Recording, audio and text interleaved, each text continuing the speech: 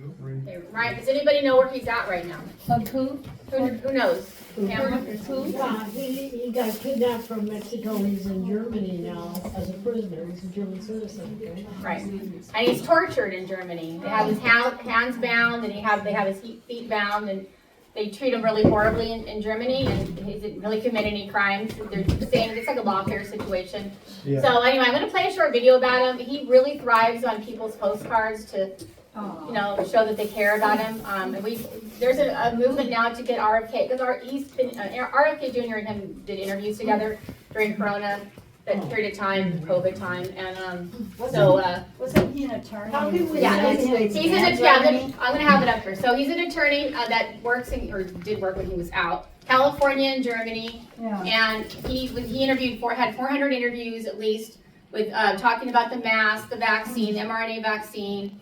He talked about it from all angles and how it affects us and PCR tests, and that's like the linchpin of the whole thing, because when you got a PCR test, you'd be positive, and they have all these cases, and so this was why I just carried on. So he's a really fascinating person, and he's being tortured in Germany, and I want you to know about him, because we need to get him out. So we're going to try to do a plea to get him out with President Trump when he's in office. Because RFK will most likely be part of the cabinet, and then they're good friends, RFK Jr. and Reiner. Good. Okay, go Would you like me ahead. to play the video or the letter, because the letter is also important. Let's look at the letter. Okay. So this is a letter to President Trump. So go to the beginning of it. So it's, Dear President Trump, please let me bring to your attention an enormously serious case of miscarriage of justice and its abuse, including torture. My name is Daisy Papp. This is an example letter that we should be sending. And I am presenting to you the case of Dr. Reiner Filmick, an attorney at law in the state of California and in Germany. As an internationally recognized and globally respected advocate, always committed to humanity and justice, Dr. Filmick has educated millions of people worldwide. Dr. Filmick is loved and respected for his honesty, integrity, and tireless research into the causes of the global COVID-19 pandemic. In more than 400 interviews with experts from various fields, his co-founded Corona Investigative Committee and the live broadcast of his ICIC, International Crimes Against Investigative Committee, Dr. Filmick has shed light on the serious crimes against humanity. After speaking out about the crimes against humanity, Dr. Filmick has been unlawfully held in pretrial detention in the German high security prison in Rostar for 14 months after being kidnapped from Mexico and deported to Germany against his will. Without an extradition order and in violation of his human rights, Dr. Filmick has even been held in solitary confinement and is subjected to severe abuse, including torture on a daily basis. I kindly ask you to read the detailed outline and background of Dr. Filmick's case attached to this letter.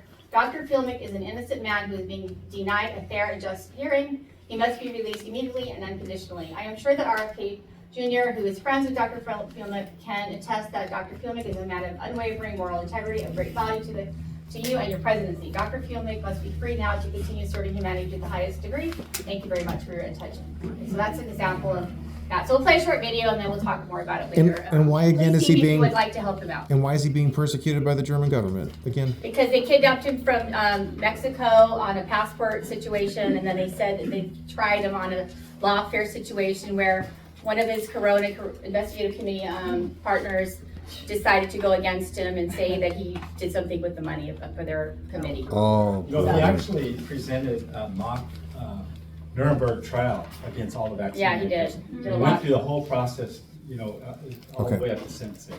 So he laid it out. I thought it was real when I was watching. I thought, oh, thank God, you're actually doing this. Yeah. No court of law would take it, so this is why he did it outside of the court of law. But yeah, he had a lot of information. He was getting really close to. But he's a German citizen, right? Yeah.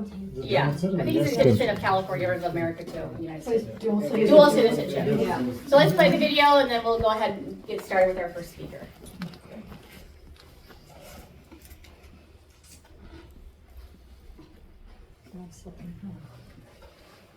Helping it smooth and no worse. His wife. Does it move? Boy, Very touchy. democracy doesn't mean anything. He's usually God bless, 2 ads every time. There's 2 ads. James Roguski. Welcome back to the show. My guest is Dr. Joseph Molitori. He's not a doctor of medicine, but a doctor of PhD.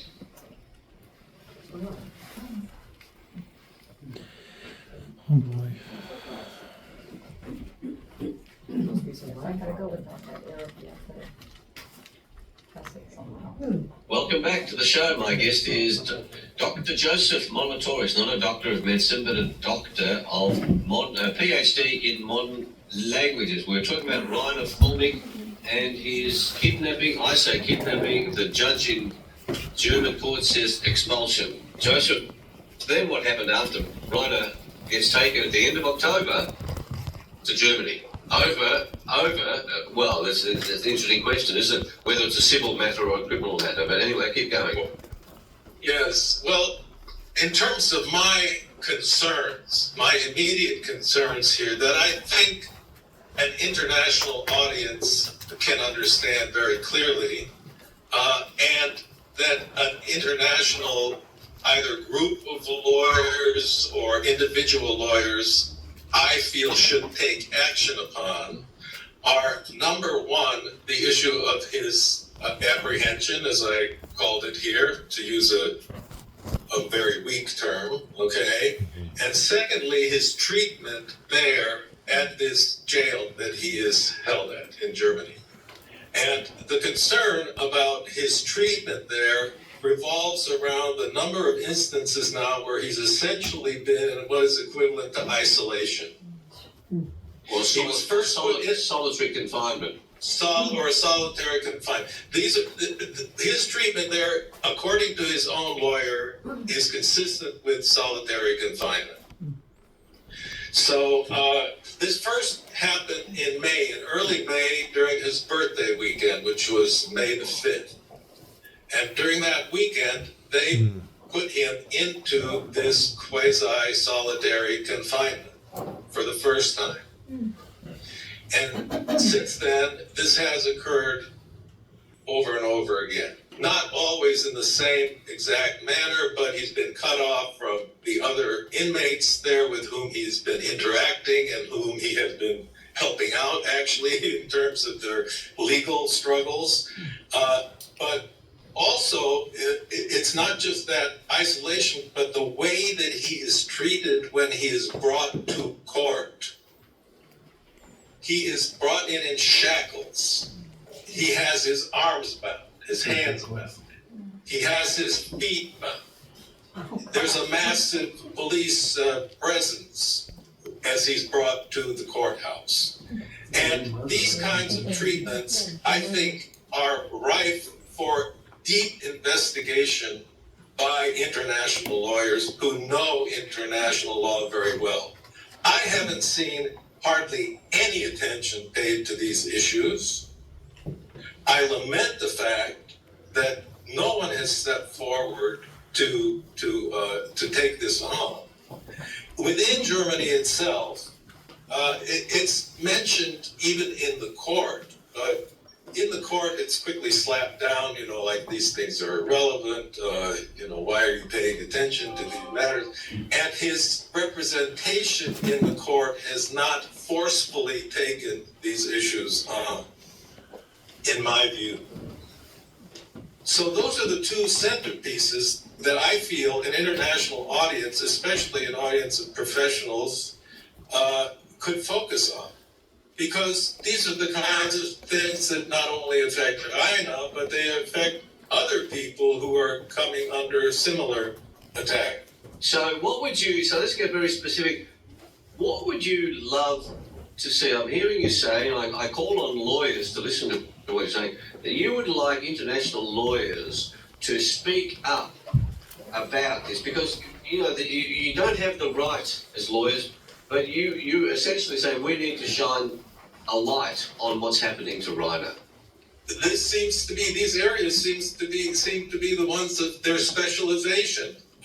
Whether this is an abduction or whether it's an apprehension, okay? You can get to the bottom of that if you summon the willpower to find out the facts about the matter, right? And it's not impossible to do. You can trace that down and find out and make a judgment. And if it turns out that he was abducted, then you go after that in a concerted sort of effort, not like, I'm kind of interested in this, but poor guy and whatever.